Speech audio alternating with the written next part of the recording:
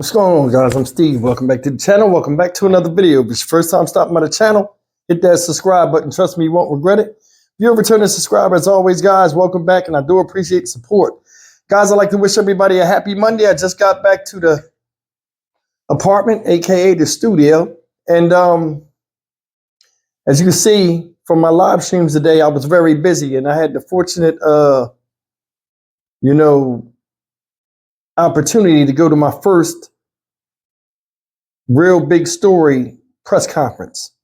And it was an experience, I must admit. This is my first time as a member of the media covering a story really close and actually attending a press conference with other media members. So I got my on-the-job training today. But in case you don't know what I'm talking about, earlier today, if you watch my live streams that I posted earlier, I went to Ground Zero, Lakewood Church, and I'll begin with that. You know, when I first went out there today, I was just driving by to see if there was any police activity or anything. And actually, guys, it was very quiet. The church was open. They had vendors going in and out. Besides one side of the street lined up with media, there was really nothing out there. If the media weren't there, like they were packing up when I was out there, you would have thought nothing was going on or nothing made news from the building, the Lakewood Church building. So that was the first thing. I spoke to a couple of media members while I was there, and they said that at 1 o'clock today, the Houston Police Department was going to do a press conference giving all of the details that haven't been released yet in the past 24 hours, including who the suspect was. Now, earlier this morning, somebody sent me an email and they told me who this person was. Told me a little bit about him, but you know, until facts come out where I can back it, where you guys can go look and see, I didn't want to report on that when I was in my live stream in front of Lakewood Church. But I mean, ma'am, you was right. I'm not discrediting you, but I don't run my channel like that. I got to have some kind of proof. I don't want to just go on a fling. But this person here is who they said did it. This person they're calling Genesse Moreno, age 36. This is a transgender woman. Now, I went to the press conference and I want to talk about the takeaways I got from the press conference and some details that they said that they didn't, you know, I can see they were uncomfortable talking about, especially the transgender thing. But I think we got the motive. And, you know, in a press conference, when you have media there, they don't want to say too much. But I think it's clear, and I'll explain it in this video right now. But for now, let me show you, in case you guys haven't caught up on the news, a little bit about this person, Genesse Moreno. A little bit about who she or he was and what a possible motive was. Check it out. Right now, our team coverage continuing as Ugochi Iloka is in a Conroe neighborhood near a home connected to the shooting, and Victor Jacobo is live outside of Lakewood Church with the newest details. Victor, let's start with you. You've got a longer look at that new video. Yeah, that's right, Sherman. These are some harrowing video we are seeing of the moments when those gunshots first rang out in this first video. The people who took the video are in that main part of the church where the service takes place. You're able to make out the sound of gunshots in the background and see the chaos that ensues.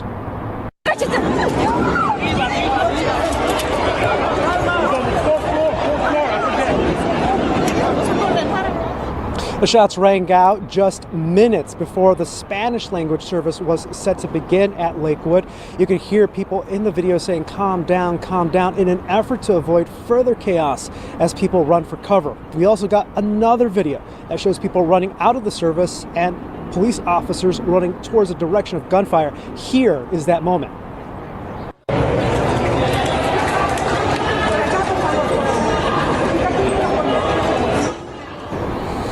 All that chaos caught on video. These are new perspectives we are learning about today, and we're also learning more about the alleged shooter today.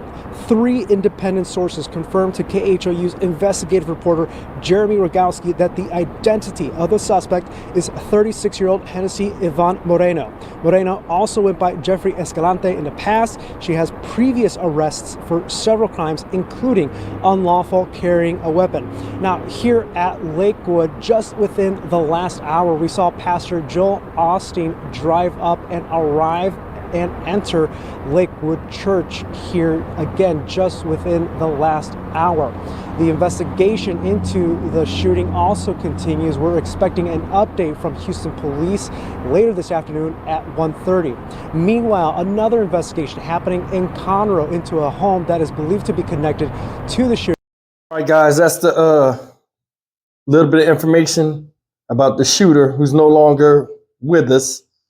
And like I said, the person's name is Genesse Moreno. People are saying Genesse. Who knows? Because I mean, when I was in the press conference today, they were saying Genesse, then they were saying other things. They never mentioned, and this is the first thing I'm going to show you because I'm going to talk about some takeaways I got today from the news conference. They never mentioned transgender. They brought it up in one of the members of the media brought it up about transgender, and they went right over it, like almost. And I could see they felt uneasy with the whole thing of saying something that they might get backlash from. Now, this person's 36 years old, and they're from Conroe, Texas. This morning, I was looking at the stories, and the FBI and the police, Conroe police, all was swarming his house, coming out with bags and stuff. Because remember, this person, when they was laid there, shot up, said they had a bomb and sprayed some type of substance. In the press conference, let's get on that substance first. In the press conference, they said it was just a regular household substance. And basically, it's like if they were spraying it, it was almost, from my understanding, being in there, it was just a diversion. Like the bomb in the car thing, where the person said, I got a bomb in the car. No explosives were found in the house or the car. Now, they're still sifting through the car, looking for evidence and stuff. But what was found out is they had a trench coat on, an AR-15 rifle. That's the gun. And they had a 22 caliber handgun that they never pulled out. It was just on them, on the person. Now, they said the little boy, I want to talk about the little boy real quick. They said the little boy is in grave condition. They said they expected him not to make it. So his injuries are really bad. I mean, I still hope he pulls through and has a recovery because, children heal, especially with brain injuries. Sometimes they heal. They have a tendency to heal really good. And, we keep this little guy in our prayers. But I want to get back to this person, Genesse. Now, another thing they said, and this was striking to me, they said on the gun butt they had the AR-15 used in the shooting, it said Free Palestine. Now, I want you guys to remember that because I'm going to go back to that. And that's one of the main things of motive I think this was about. Now, in addition to that, right, pulling the guns, they said the person came in from a side door where security was at. Walked up to the door. When security cracked the door, they forced themselves in, started shooting immediately, pulled the gun out. In a hallway. It wasn't in a big part of arena. It was in a hallway. So when she pulled the gun out with this little boy who was 7 years old and not 5 years old. Everybody was saying 5 years old. It's confirmed it's a 7-year-old child. She pulls this, or he pulls this gun out, you know what I'm saying? And goes to shooting. Two off-duty officers shot this woman.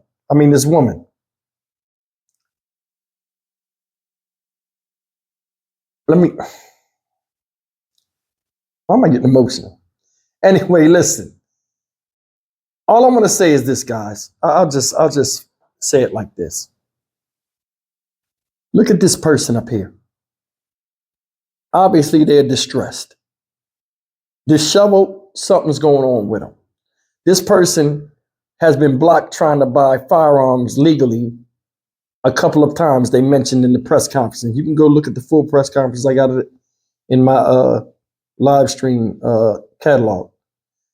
So they've been blocked with trying to get firearms. They said this person has mental illness. Didn't say what the diagnosis was, but they say mental illness plays a part.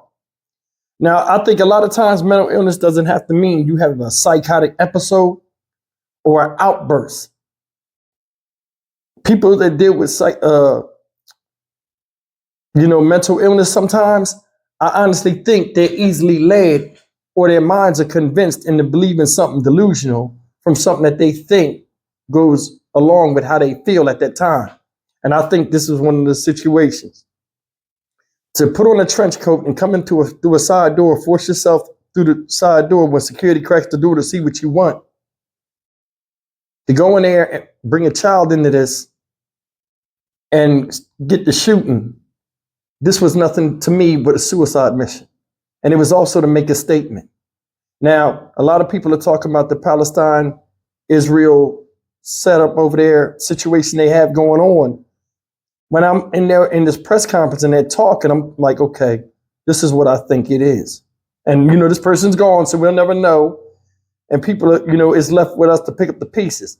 I think this person was in a depressive state, took their child with them, and used the child as an excuse to get in the door, pick the door that they went through, had the child with them, basically sacrificed the child because they know they wasn't coming back. It was a suicide mission. That's my honest opinion. You cannot go into church and get to acting a fool and not expect some officers or something to be in here. Because out here in Houston and Texas, period, large assemblies of people, there are always undercover police officers there in case something goes crazy. The mayor said in the press conference, we was never wondering if we was going to have a mass shooting with the way the world is. It's a matter of when. So they had already had stuff in place in case something never did happen. Luckily, these responders responded quickly and swiftly. Now, it's messed up that this person lost their lives because they was going through some type of turmoil. But I don't feel anything, and I'm going to tell you why. You brought a kid into this. This child is suffering, y'all, in the hospital in grave condition. And this person, whose child this is supposedly, was used as a pawn for this person's demented actions. It's no respect. I don't feel that. I don't. Another thing they said in the press conference, because I'm thinking this is a woman, and when we got in the elevator, the media was talking about it, and they was talking about how they didn't want to say like if the person was transgender or not. And I was like, okay. So now we got it to where this person, they also mentioned in the press conference that this person was married and had an ex-husband. Supposedly the ex-husband's people was of Jewish descent. What's striking to me is, and the reason why I say this is a suicide mission and like a blaze of glory type, I want to be heard and I'll be famous even though I'm going to be out of here, was the people on her ex-husband's side or anybody she known didn't have no affiliation with that church. And that's the scary part, guys. This person just picked that church to go in there and go out in a blaze of glory and bring a child with her. Think about it, or him.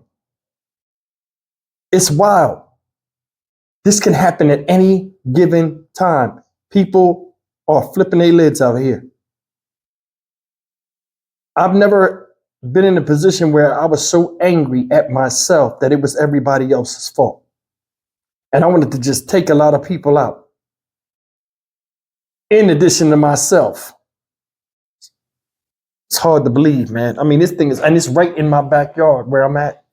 And I mean, I had the privilege to go to my first press conference and see the atmosphere, see how people are. And it was very serious in there. I mean, this whole thing was serious. Like the media, everybody was serious.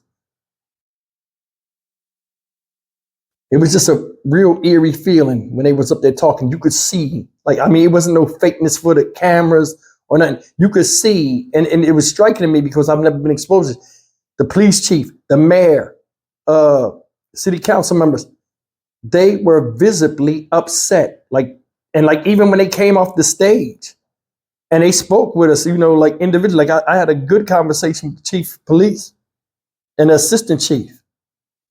And they were serious, man. Like this is messed up.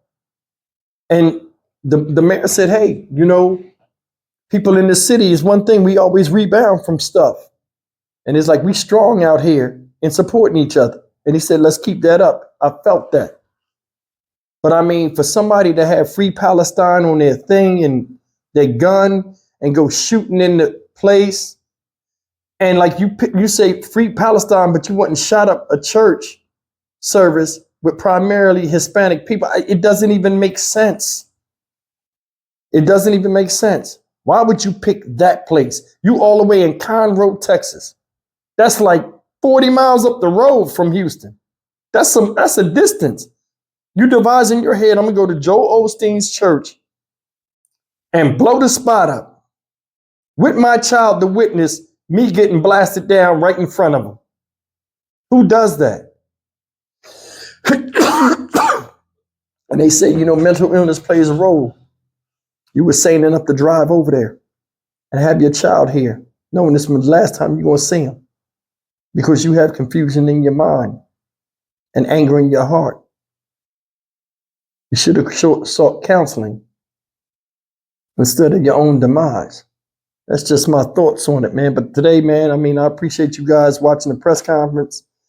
And I might have left some stuff out, but I mean, the stuff that stuck out to me the most was that. I'm Stock Market Steve for the Dynamic Reason channel. Let's pray for this young man.